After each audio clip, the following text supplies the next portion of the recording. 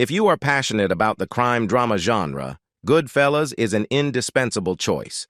As a landmark classic by director Martin Scorsese, Goodfellas created an opportunity for the breakthrough in the film careers of many actors such as Ray Liotta, Joe Pesci, and Robert De Niro. Despite its success, Goodfellas cannot avoid challenges during the filmmaking process.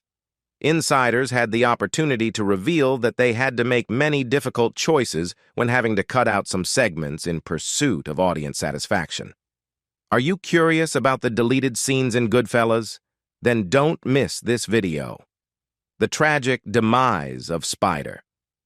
The pivotal scene featuring Spider's death in the acclaimed film stands out as a defining moment that vividly portrays the brutal and unforgiving nature of the central characters.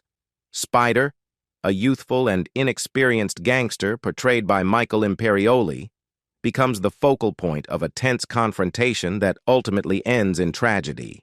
The tension builds as Spider, characterized by his naivety and vulnerability, finds himself in the crosshairs of Tommy, played with menacing intensity by Joe Pesci.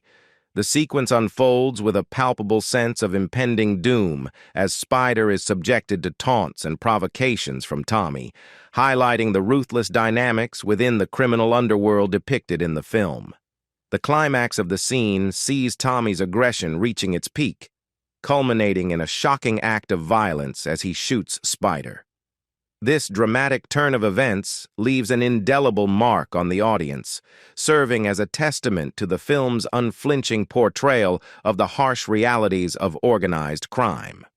Michael Imperioli's poignant performance adds an emotional depth to the character of Spider, making his untimely demise all the more impactful.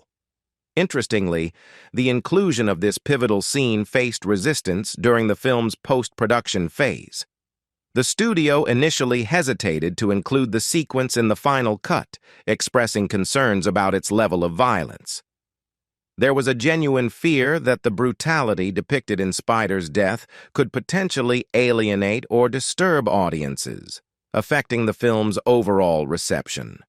Despite the studio's initial reservations, director Martin Scorsese staunchly defended the inclusion of Spider's death scene, considering it indispensable to the narrative he aimed to convey.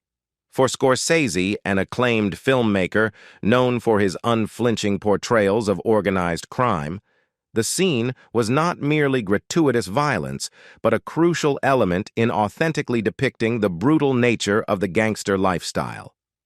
Scorsese argued that to sanitize or omit such a pivotal moment would compromise the integrity of the story and dilute the impact he intended to have on audiences. He believed that the unapologetic portrayal of violence was essential for viewers to grasp the harsh realities and moral complexities inherent in the world of organized crime. The director's unwavering commitment to authenticity and storytelling precision became a driving force behind his plea to retain the scene. After intense negotiations and creative discussions, Scorsese managed to convince the studio to keep the scene in the final cut of the film. This victory for artistic vision over commercial concerns was pivotal in preserving the director's intended impact on the audience. In the end, Scorsese's persistence bore fruit, and the scene not only remained intact but also emerged as one of the most iconic moments of his illustrious career. The success of the scene can be attributed not only to its narrative significance, but also to Scorsese's directorial prowess. The way the sequence is shot, characterized by quick cuts and intense close-ups, contributes to the scene's palpable tension and violence. Scorsese's meticulous attention to detail, combined with his ability to evoke raw emotion from the actors, ensures that the audience is not mere spectators, but active participants in the unfolding tragedy. The melancholic symphony within Scorsese's mind, the iconic soundtrack of Goodfellas, is a defining element of the film, featuring classic tracks from the 1950s and 1960s that seamlessly complement the narrative. What adds an intriguing layer to this musical tapestry is that director Martin Scorsese had the soundtrack in mind even before the cameras started rolling. Scorsese's connection to the music of that era was more than just a creative choice, it was an integral part of his filmmaking process. Scorsese's passion for the music of the 1950s and 1960s was deeply personal, and it played a crucial role in shaping the atmosphere and mood of Goodfellas. Long before the filming commenced, Scorsese would immerse himself in his personal collection of records from that era. This ritual wasn't just a casual indulgence, it was a deliberate effort by the director to channel the spirit of the music and infuse it into the fabric of the film. As Scorsese worked on the script for Goodfellas, he took his affinity for the music a step further by incorporating it directly into the narrative. He would write specific songs into the script, meticulously selecting tracks that would enhance the emotional resonance of particular scenes. This approach was a testament to Scorsese's commitment to using music as a storytelling device, creating a symbiotic relationship between the visuals and the soundtrack. The result of this premeditated integration of music into the filmmaking process is a soundtrack that feels not only carefully curated, but organically intertwined with the storytelling. Each song serves a purpose beyond mere background noise, becoming a character in its own right, shaping the emotional landscape of the film. As the filming of Goodfellas approached, Martin Scorsese's meticulous approach to the soundtrack continued to shape the film's auditory landscape. Long before the cameras rolled, Scorsese had a crystal-clear vision of which songs he wanted to use and precisely where they would seamlessly weave into the story. This preconceived musical roadmap allowed him to use music not just as a background element but as a dynamic force, enhancing the narrative and evoking specific emotions. Collaborating closely with music supervisor Robbie Robertson, Scorsese took steps to secure the necessary licenses for the chosen tracks and meticulously planned their placement within the film. The collaboration between the director and the music supervisor ensured that each song was strategically utilized to maximize its impact on the audience. This hands-on approach to curating the soundtrack contributed to the film's unique sonic identity. The result was a soundtrack that transcended the role of mere accompaniment, becoming an integral part of the film's DNA. From the opening scene, which is set to the harmonious strains of the Ronettes' Be My Baby, to the intense climax underscored by the Rolling Stones' Gimme Shelter, each song was carefully selected to resonate with the mood and atmosphere of the corresponding scenes. The music in Goodfellas isn't just a backdrop.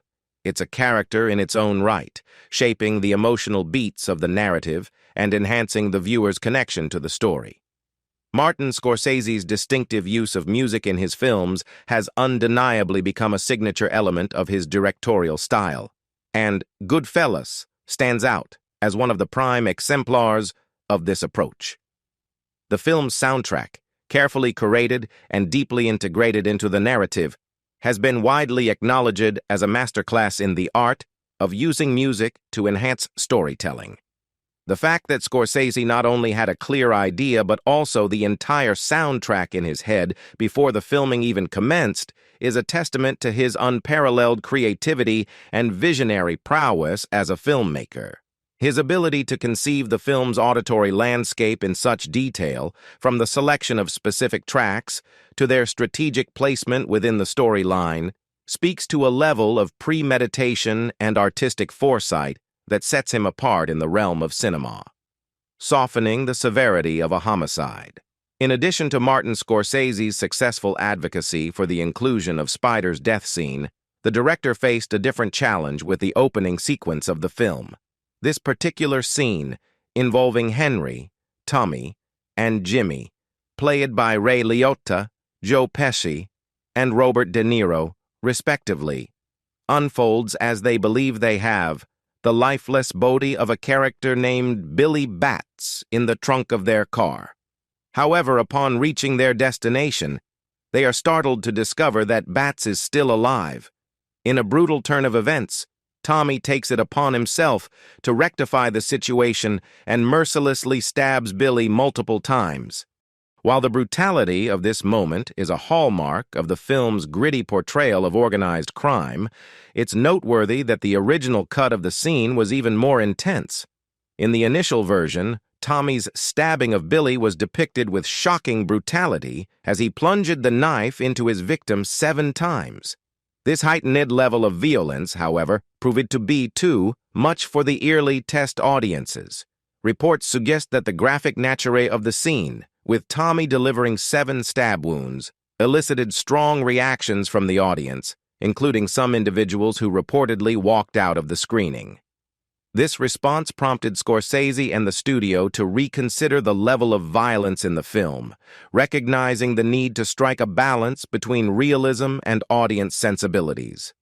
The challenges surrounding the opening sequence of the film presented a critical juncture for Martin Scorsese, as the studio conveyed its concerns about the intense violence depicted in the original cut. Given that the opening scene sets the tone for the entire movie, the stakes were high, and Scorsese had to find a delicate balance between maintaining his artistic vision and ensuring the film's broad appeal. Upon receiving feedback from the studio that something needed to be addressed, Scorsese made the decision to modify the scene. Instead of visually depicting all 7 stabbings inflicted by Tommy on Billy Batts, he opted to trim the sequence. The revised version showed only 3 stabbings on screen, creating a visually less intense portrayal of the violence. However, Scorsese's artistic finesse came into play in the editing room. While the on-screen visuals were reduced, the director maintained an element of brutality by allowing the audience to hear the other 4 stabbings off-camera. This subtle yet impactful adjustment retained the visceral nature of the moment, ensuring that the audience was still confronted with the brutality of Tommy's actions, even if not explicitly shown on screen. The compromise made by Scorsese was a strategic move to address the concerns raised by both the studio and the test audiences. By finding a middle ground, he managed to assuage the studio's worries about excessive violence while preserving the essence of the scene that was crucial to the film's narrative and thematic exploration. Ultimately, this nuanced adjustment proved to be effective in maintaining the film's integrity while keeping audiences engaged. The opening sequence, though slightly modified, retained its power to captivate viewers and set the stage for the raw and unfiltered portrayal of the gangster lifestyle that unfolds throughout the film. The renowned tracking sequence of sorrow. One of the most legendary and celebrated sequences in Goodfellas is the extensive tracking shot that captures Henry Hill and his wife Karen as they enter the Copacabana nightclub. This shot, which spans from the back entrance to their front row seats, is widely regarded as one of the most iconic moments in the history of cinema. The brilliance of this tracking shot lies not just in its visual spectacle, but in the meticulous planning and execution that went into bringing it to life. Martin Scorsese, known for his innovative and daring filmmaking techniques, and his crew dedicated several weeks to planning and rehearsing the shot.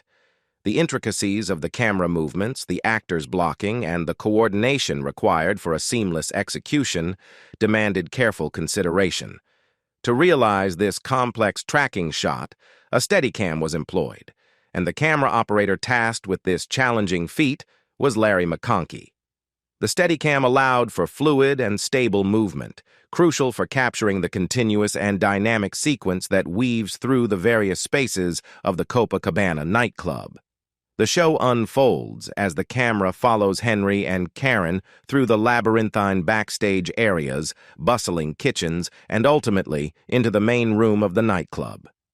This uninterrupted journey not only serves as a technical marvel, but also contributes significantly to the immersive storytelling.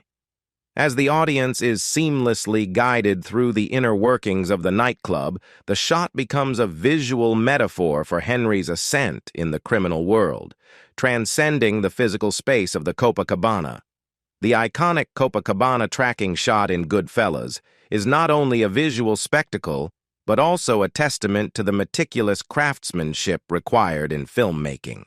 According to reports, this legendary shot, spanning from the back entrance to the front row seats, took approximately 8 takes to achieve perfection. Each take demanded precision, with the actors needing to hit their marks flawlessly and the crew coordinating the intricate camera movements with the actors' actions. The complexity of the shot required an intricate dance between the actors and the camera, with every movement intricately choreographed to maintain a seamless flow. The challenge lay in achieving harmonious coordination between the camera operator, Larry McConkey, and the actors, particularly Ray Liotta and Lorraine Bracco, who portrayed Henry Hill and Karen. The precision required in each take underscored the dedication of the cast and crew to achieving the director's vision. However, the road to capturing the perfect take was not without its challenges. According to Ray Liotta, after numerous attempts, they finally nailed one take, only to have it unexpectedly disrupted by actor and comedian Henny Youngman. In the film, the characters are there to see Youngman perform, and at the culmination of the tracking shot, Youngman is supposed to deliver one of his punchlinas. Unfortunately, Youngman went up on the line, causing the take to be ruined. The setback caused by Youngman's mishap could have been a significant hurdle, but the resilience of the filmmaking team prevailed. Despite the unexpected hiccup, they persevered and eventually managed to capture the entire sequence flawlessly in one take. This successful take went on to become the definitive Copacabana tracking shot in the final cut of the film, immortalizing it as one of the most iconic moments in cinematic history. The scene of profound self-reflection. How am I funny? The restaurant scene in Goodfellas, featuring Henry Hill, played by Ray Liotta, and his friends celebrating, is undeniably one of the most iconic and tension-laden moments in the film. At the center of this scene is Tommy, portrayed by Joe Pesci, whose performance elevates the sequence to a memorable cinematic experience. The palpable tension in the restaurant scene arises when Tommy, in an unexpectedly menacing turn, asks Henry to confirm whether he finds him funny. As the question hangs in the air, the atmosphere becomes increasingly charged, with Tommy's demeanor shifting from jovial to aggressive. Henry hesitates, and the tension continues to escalate as Tommy demands a response, creating an uncomfortable and suspenseful ambiance. The genius of the scene lies in Joe Pesci's ability to seamlessly transition between humor and violence, keeping the audience on edge. The moment becomes a masterclass in acting, showcasing Pesci's range and the unpredictability of his character. When Tommy finally reveals that it was all a joke, the relief is palpable, but the unease lingers, leaving an indelible impact on the viewer. What adds a layer of depth to this already powerful scene is the knowledge that it was inspired by a real-life event from Joe Pesci's past.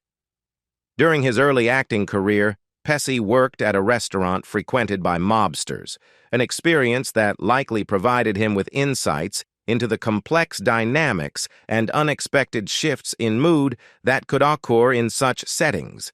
The authenticity brought to the scene by drawing from Pesci's personal history adds an extra dimension to the film's realism. Before the filming of the movie, Pesci recounted an incident from his past when he was waiting on a mobster at a restaurant. The mobster said something mildly amusing, prompting Pesci to compliment him by saying he was funny. However, the mobster's reaction was far from warm, and the encounter left Pesci with a lingering sense of awkwardness. This real-life anecdote became the kernel of inspiration for the now iconic scene in Goodfellas. Pesci shared the story with Scorsese, who found the humor in the awkward and tense situation. Together, they decided to incorporate this authentic and humorous incident into the script, shaping it into a pivotal moment that captures the unpredictability and volatility of the characters in the film. On the day of filming, only Ray Liotta and Joe Pesci were aware that the scene was going to unfold. Scorsese deliberately kept the other actors in the dark, wanting to capture genuine reactions of confusion and fear from the characters in the scene. This decision added a layer of realism to the moment, as the unease experienced by the on-screen characters mirrored the actual uncertainty felt by the actors. The brilliance of this approach lies in Scorsese's desire to elicit authentic reactions, heightening the impact of the scene. The tension in the restaurant scene is not just confined to the scripted dialogue between Tommy and Henry. It extends to the reactions of the peripheral characters who were genuinely caught off guard. This method of filmmaking underscores Scorsese's commitment to creating an immersive experience, blurring the lines between fiction and reality to deliver a moment that lingers in the minds of the audience. Katherine Scorsese's near exclusion from the film. In addition to the challenges surrounding the violence in key scenes, another noteworthy moment in the film almost faced the cutting room floor, and this particular potential cut carried a personal dimension for director Martin Scorsese. This scene involved a memorable cameo appearance by none other than Scorsese's own mother, Katherine Scorsese. Cast as Tommy DeVito's mother, Katherine brought a small yet powerful presence to the screen, contributing to the film's richness with her portrayal of a typical Italian-American matriarch, loving, albeit a bit overbearing towards her son. The scene featuring Katherine Scorsese is set during a dinner party hosted by Tommy's mother for him and his associates. This seemingly mundane scenario takes a humorous and tension-filled turn, considering Tommy's infamous hot-headed and violent tendencies.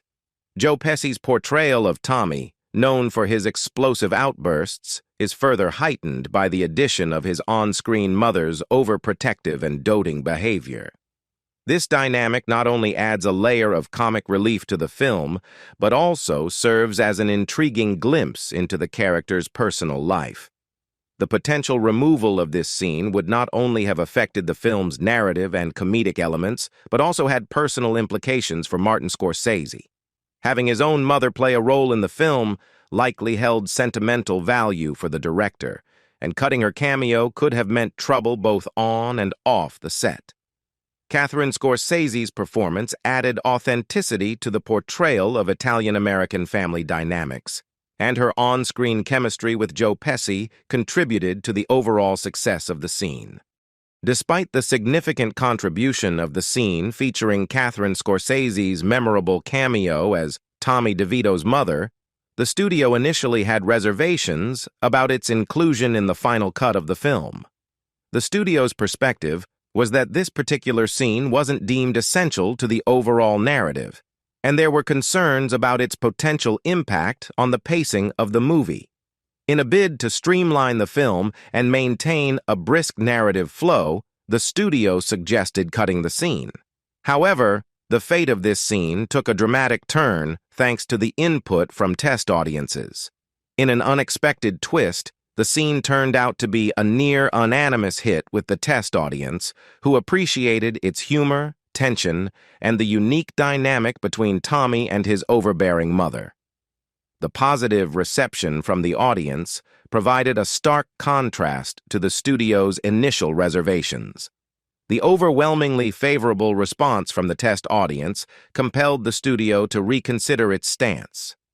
Recognizing the audience's connection to the scene and its potential impact on the overall viewing experience, the studio reversed its position and decided to keep the scene in the final cut of the film.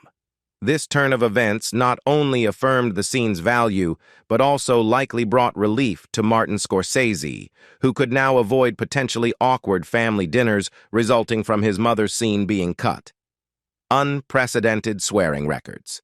Goodfellas stands as a cinematic classic, revered not only for its compelling narrative and stellar performances, but also for its unflinchingly realistic portrayal of organized crime.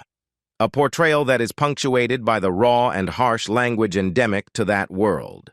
The film notably features an abundance of profanity, with the F-word taking center stage, contributing to the film's gritty authenticity. The use of profanity in Goodfellas is a notable aspect that has sparked discussions and controversy. The film, with a runtime of 146 minutes, contains the F word a staggering 300 times, averaging more than 2 uses per minute. This excessive and deliberate use of strong language was groundbreaking and contentious at the time of the film's release, drawing criticism from some audiences and reviewers. Martin Scorsese, however, staunchly defended the language choices in the film, asserting that such dialogue was crucial for an authentic portrayal of the lifestyle and culture of the characters. In the world inhabited by Henry Hill, Jimmy Conway, and Tommy DeVito, the profanity-laden vernacular is not just a choice. It is a reflection of the harsh realities and brutality that define their existence. Scorsese believed that toning down the language would compromise the film's integrity and dilute the impact of its portrayal of organized crime. The use of profanity in films has evolved over the years, and Goodfellas remains a groundbreaking example of a movie that pushed the boundaries of what was considered acceptable at the time. Released in 1990, the film's unapologetic and excessive use of profanity was a bold choice that contributed to its realistic portrayal of organized crime. The characters in Goodfellas live in a world where rough language is an intrinsic part of their daily interactions, emphasizing the authenticity of Martin Scorsese's depiction. In the context of modern cinema, the use of profanity has become more commonplace, and Goodfellas is often credited as a trailblazer that helped pave the way for subsequent films to explore language in a more unfiltered manner. The film's influence is particularly noteworthy in how it challenged societal norms and expectations, offering a candid and unvarnished look into the brutal and uncompromising world of organized crime. Martin Scorsese, known for his willingness to push boundaries, continued to explore the power of language in his later works. Notably, he broke his own profanity record in The Wolf of Wall Street, released in 2013. In this film, the F word is used a staggering 506 times, surpassing the count in Goodfellas. This once again demonstrated Scorsese's commitment to authenticity in storytelling and his determination to capture the unfiltered essence of the characters and environments he portrays on screen. The evolution of profanity in cinema, with Goodfellas as a pivotal moment, reflects broader shifts in societal attitudes toward language and the willingness of filmmakers to engage with the grittier aspects of human expression. While the use of strong language in films can still be a point of contention, it is clear that Goodfellas played a crucial role in challenging traditional norms and expanding the creative possibilities of storytelling on the big screen. Frank Civo initiated a legal action against The Simpsons. Frank Civo's role as Frankie Carbone in Goodfellas is particularly memorable, portraying a character so stiff that it required 2 days to thaw him out for the autopsy scene. Interestingly, during the production of Goodfellas, Civo happened to be living next to the writers of a fledgling show called The Simpsons. Little did he know that this proximity would lead to a legal saga years later. Nearly 15 years after his stint in Goodfellas, Civo initiated a lawsuit against The Simpsons in 2014, and the case garnered significant attention over the next 4 years. His claim centered around the character of Louie, one of Fat Tony's henchmen in The Simpsons. Civo contended that his neighbors, the writers of the animated series, were aware of his involvement in a mob movie and allegedly drew inspiration from his portrayal in Goodfellas to create the character of Louie. In the lawsuit, Civo sought a staggering $250 million in damages, asserting that the resemblance between his Goodfellas character and Louie in The Simpsons violated California's publicity rights law. The legal battle, covered in detail by The Hollywood Reporter, delved into the complexities of intellectual property and the fine line between homage and infringement. Civo's argument extended beyond the alleged appropriation of his likeness. He claimed that the production company behind The Simpsons, Gracie Films, had promised to collaborate with him on future projects, but no such opportunities materialized. This aspect of the lawsuit hinted at a more personal grievance, adding a layer of complexity to the legal proceedings. Less than a year later, the legal saga took an unexpected turn when the case was dismissed under California's anti-SLAPP, strategic lawsuit against public participation, law. Despite the dismissal, the courtroom exchanges during this period added a touch of drama to the proceedings. The defense, arguing that the character Louis bore a physical resemblance to Frank Civo, prompted an intriguing question from the judge. The judge, in a moment of levity, asked, "If I was a teenage girl and I had a crush on your client, would I be satisfied with a pinup of the character Louis?" To this, Civo's lawyer delivered a witty response, stating, "Probably." Despite these amusing courtroom exchanges, the legal battle continued as Civo appealed the decision. However, in 2018, an appeals court upheld the previous ruling, definitively striking down the case.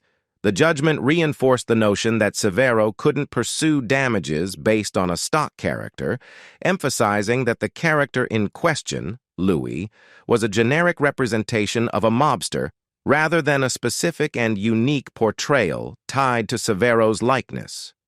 What do you think about the cutscenes of Goodfellas? Leave us your comments in the section below. We hope you have found this helpful video. Don't forget to leave a like, share, and subscribe to the channel if you like it. Thank you for watching this and see you in the next videos. Goodbye.